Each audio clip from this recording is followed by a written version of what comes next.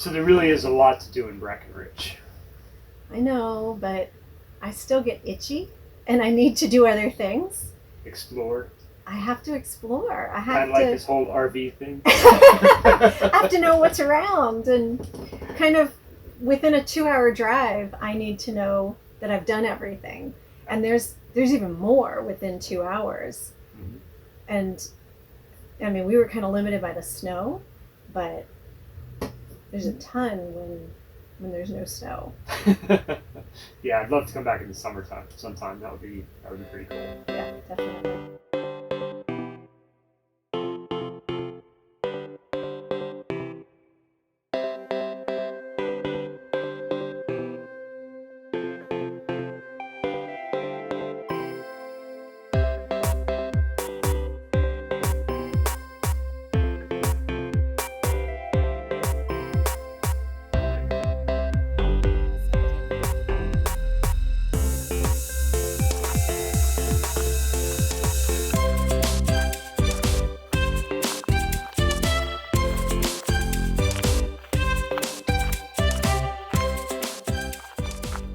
I really do think we'd be going back and forth to Denver a lot.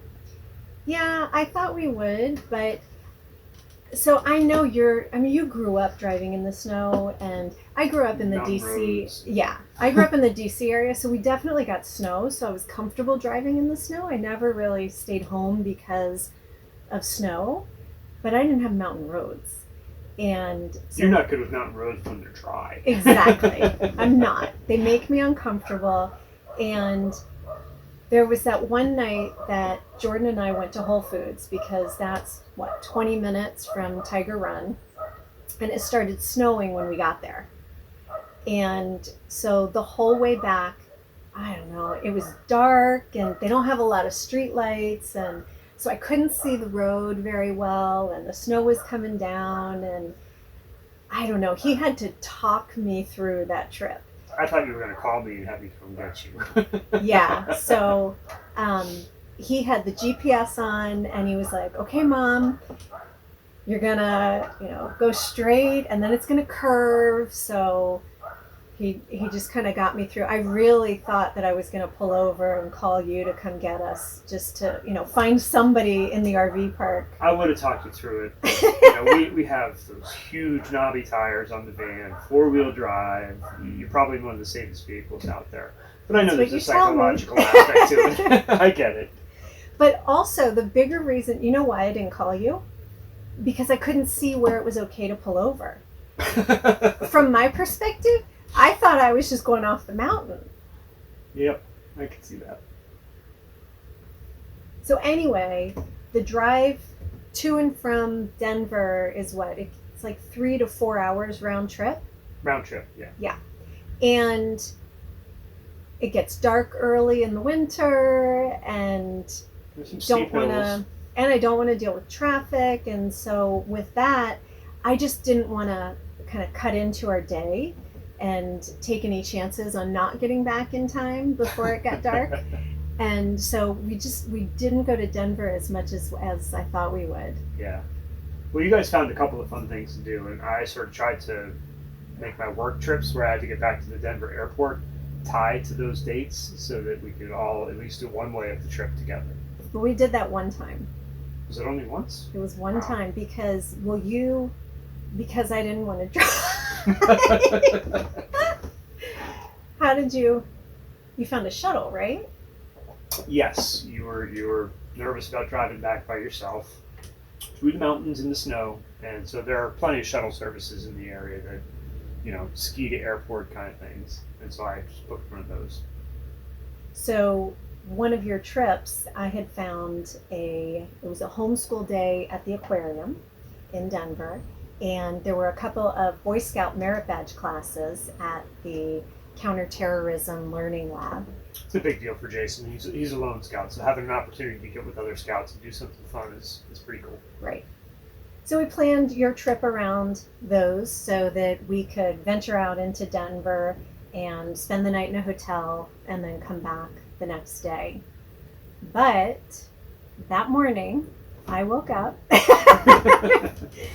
there was a lot of snow. Yeah, yeah. But we could see out to the highway from where we were, so I just took a look outside and looked at a few traffic cameras on I-70.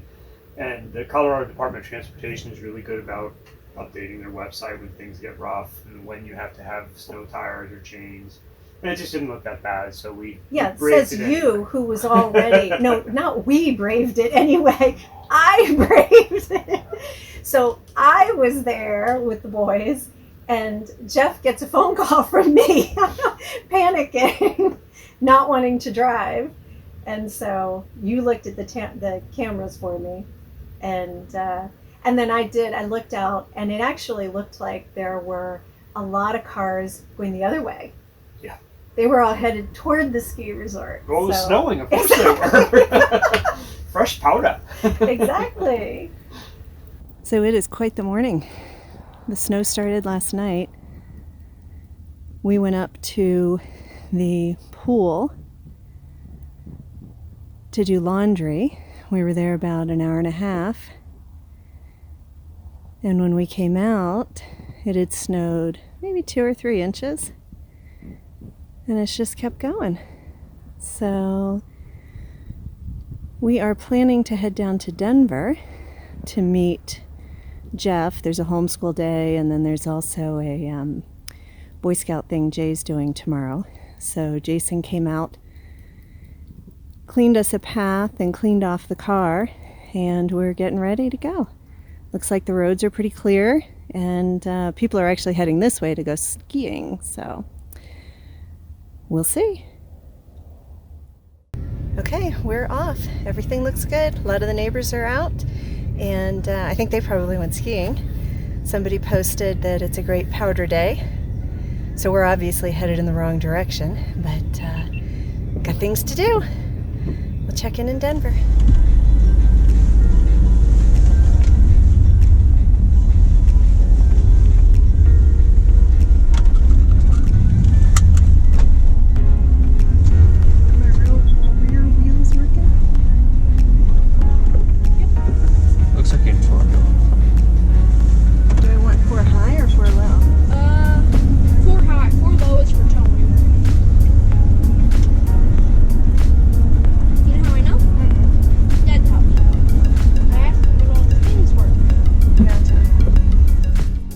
So the windshield wipers did freeze up a bit while I was driving. Before the car warmed up, the windshield was still kind of cold.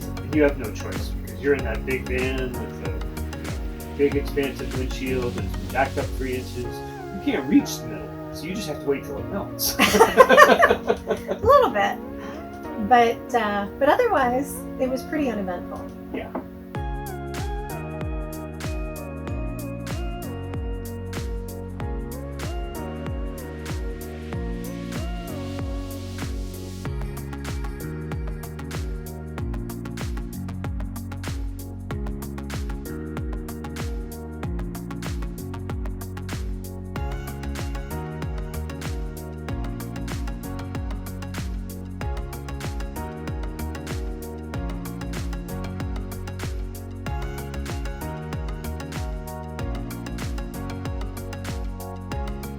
Well, we did it. We are in Denver, and it was pretty uneventful.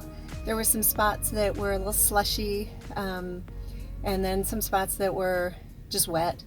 And I think we made it in just maybe like 10 minutes longer than the GPS forecast, which I'm surprised about because I went a lot slower than pretty much everybody out there. I just stayed to the right, and I did pass the occasional truck, but mostly everybody was passing me.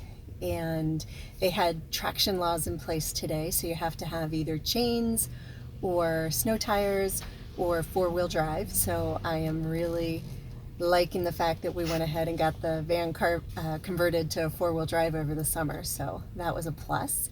And now we are about to go eat and then head to the aquarium, check things out.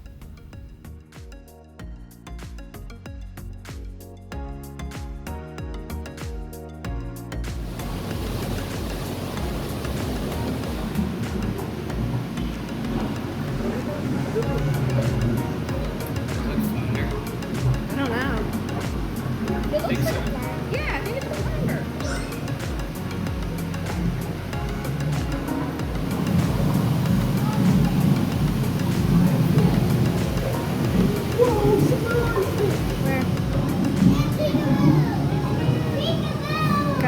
Move your hand. See? Yeah. This is so cool. I don't think that guy likes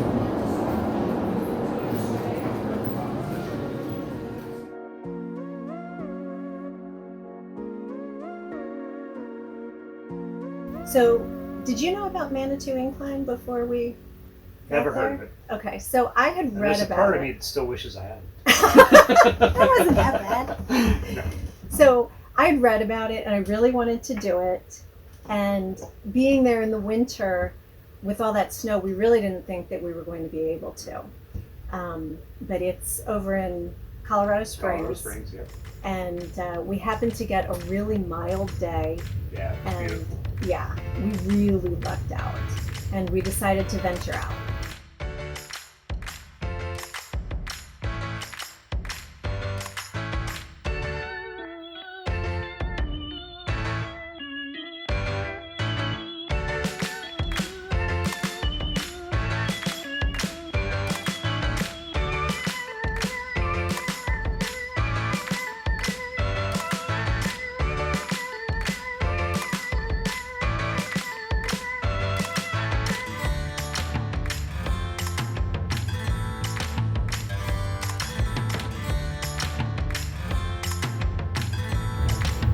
Thankfully, it was a weekend, so you were available to drive. That day was so beautiful. I didn't think of it. You could have drove. Yeah, but the mountain roads. I know. They weren't too bad.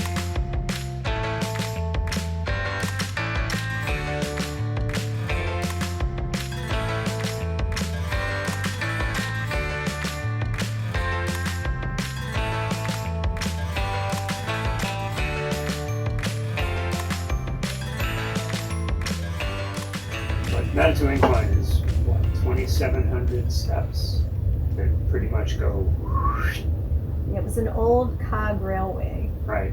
And they basically took the railroad ties and turned them into steps. And so being in Colorado Springs, it's really high, the air is really thin, you go up 2,700 some odd steps in less than a mile. I'll have to check. You ready to go already? Yes. Don't need more time to catch your breath? Actually, I So these, what are they, yak tracks? Yep. will. Make a, snow tracks. Yeah, I think yak tracks the brand. Tracks. They make a big difference. It's pretty clear right here. But there was a stretch that Back in the shade, yeah. slippery. Yeah, just like the guy told us. In the shady spots. So all right, we ready? Yep. Let's go. Onward. Are you gonna put yours on or no? Not yet.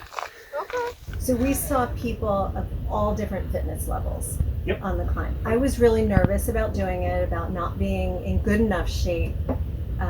And we She were was more nervous probably- about me not being in good enough shape. That's not true. But we were probably somewhere in the middle. Yeah. So there were people who, you know, they just went a little ways and decided that was enough and they turned back. There were people, like a lot of people they really just took their time. I mean, we took a lot of breaks, but some people really took long breaks and they paced themselves and they got there. And then it's near the Air Force Academy, right? That's right. That's right. So you remember that guy? Mm-hmm. We saw people were wearing like weighted vests, but then there was the one, he was wearing that training mask. Right, the one that makes it harder to breathe. Uh-huh. So you're in the thin air already. Yeah. It's incredibly steep. Andy's wearing a weighted pack. Andy's got a breathing restrictor to work his lungs out even harder. I felt very old. But we did it. Yeah, it was fun. You know, one of the coolest things was, we didn't see a single kid out there other than Jason, but he was out there, he did it all, and he did it well. Yes, he he really did. put his heart into it. Yes, he did.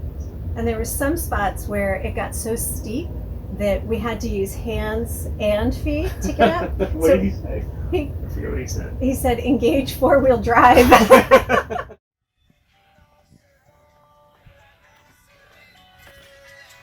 Where is he?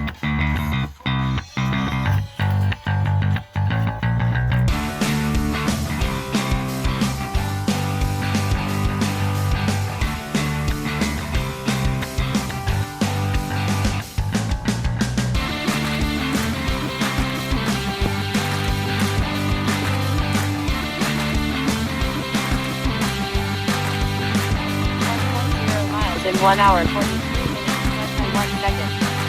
Lap pace 1 hour 43 minutes 21 seconds per mile.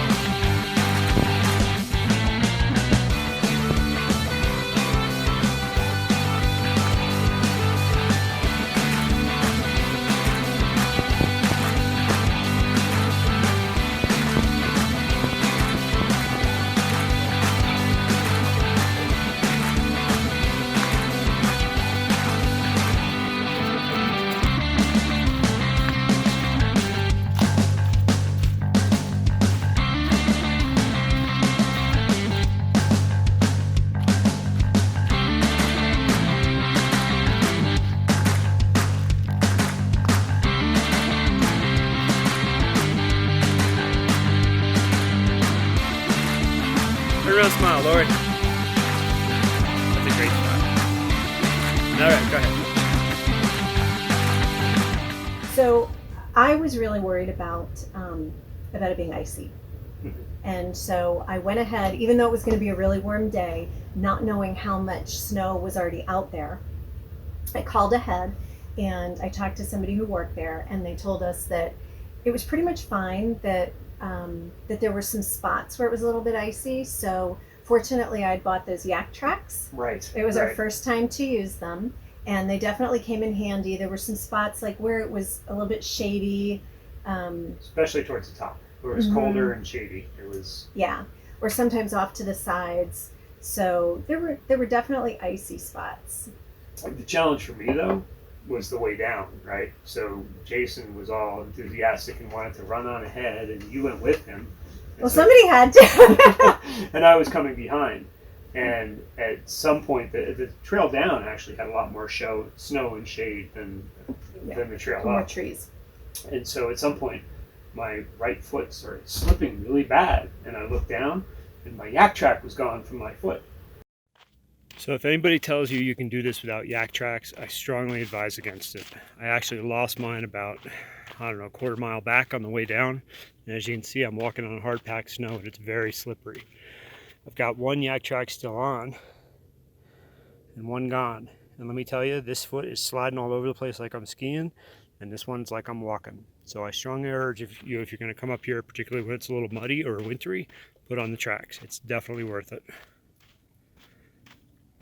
Fortunately, within, I don't know, quarter mile, half a mile, one of those really fit trail runners comes running down the trail and says, "Looks like you might have lost this." Yeah. So I was able to catch up to you guys at the end without being ridiculously far behind or slipping and breaking my Whatever. So, Yeah, there were. Did you see the man that he was having a really hard time? There's a really slippery spot, yes. and he wanted to help me. He was so nice, and I was like, "Sir, I need to help Just take you." care of yourself. Right? I know, because a lot of people went in just sneakers, and for the most part, it was fine on the way up. Right. But you don't go down the way you went up. You come Yeah. around the other way. Yeah. So Yeah, it's like a mile up and like 3 miles down. Is that what because it you is? do all those switchbacks all the way back down because it's too steep to come down. I always tell the kids when you go rock climbing, it's good to climb up, but you got to practice climbing down too because it's a lot harder. And I think there they just said, you know what, it's so hard, we're going to make it one way. So, and then some people actually climbed. They hiked up instead of climbing the steps. Mhm. We saw some people hiking up the other way if you want instead. I wouldn't do that. That defeats the point. That's right. I needed the T-shirt. It was a good day. Yes. All right, Jay, 2,774 steps later, what do you have to say? I don't want to see another step for the rest of the week.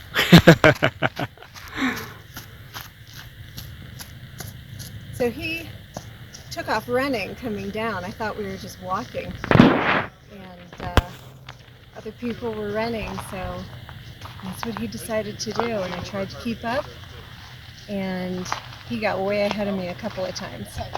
But fortunately, he stopped and waited on some of the rocks, and I was able to catch up. But Hey, here come some of those guys now. Oh, here it is. so we did it. Well, I'm So at the top it actually said 2,760 steps. Oh, I'll take the extra 14 credit. You're close enough. When you gonna start, get a little head start Yeah, on we did us? it. No, we gotta All right, Jay, give us the read. So Manitou Incline, established 1907. The ascent is 0.88 miles. 2,000 feet elevation gain. Yep. It's 2,768 steps. I was off by 6. The record time, 16 minutes and 42 seconds. Jeez. Wow. And the descent is 4 miles of bar trail. Gravel, rocky, steep. Please do not come down steps. Distance last injury is 0. That's not good. Not good. So it says plan on 2 to 3 hours. We did pretty good. Know your health level. Lots of water. Good shoes. Hat, sunscreen, sunglasses. Yeah, I don't think you really need that in the winter. Sense of adventure. Did you read the hashtag? Hashtag Pure Adventure. Show us the shirt.